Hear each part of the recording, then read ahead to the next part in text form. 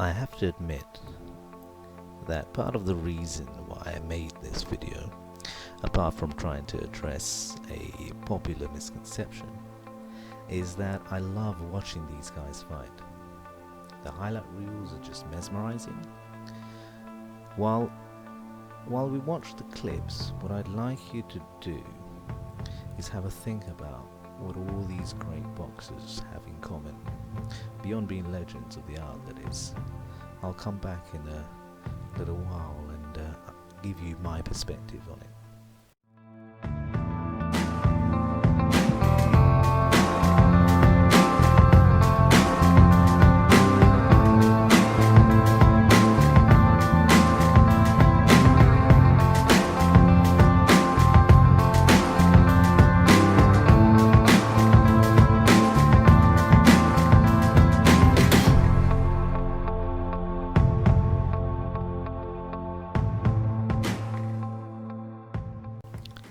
Well, the short answer is none of them box the way you are taught. Certainly not if you're going to most MMA or martial arts clubs.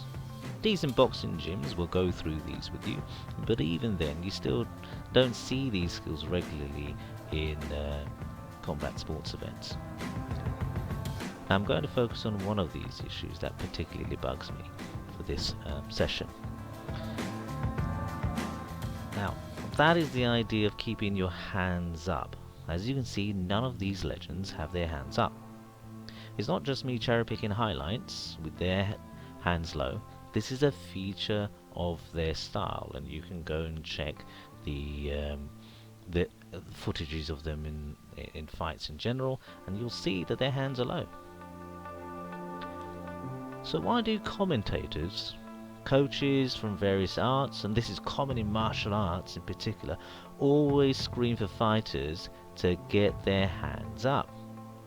I've been told by instructors and other students that my guard is too low. This is even when I'm smashing their students in sparring. Now don't get me wrong, I'm not saying that you should have your hands down all the time. Plenty of boxers keep their hands up. Mike Tyson, Manny Pacquiao, to name but two. My point is, why is there this dogmatic insistence that the hands have to be up? What's obvious is that the hands up brigade don't really understand the advantages and disadvantages of the various approaches.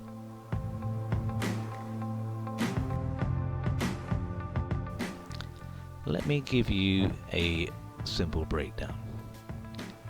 Having your hands low actually means you can strike faster. Again, the examples I've chosen evidence that clearly. It is also more deceptive as your reach is much harder to gauge.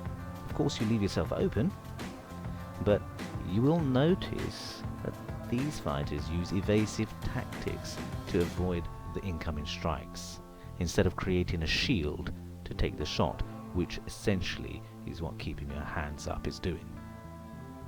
Now, which one's better? Well, that really is going to depend on your perspective. Personally, I don't like taking shots. Mayweather Jr is a great example of how not taking shots is a great way to maintain longevity in combat sports. Of course, he's also famous for his low guard. So my preference is not to have a high guard. But that doesn't mean that I won't have a high guard. And this is really my point. Trainers and students need to be more nuanced about the techniques and strategies they use. Sometimes you have to get your hands up. Other times, keep it low. Mix it up. In MMA, Anderson Silva really epitomized this particular approach, and again, I believe that helped him to be such an elusive and dangerous fighter, and clearly it worked for him. So hopefully what you can take from this is the idea that you need to experiment with various approaches, because it might just set you apart from the rest and give you an edge.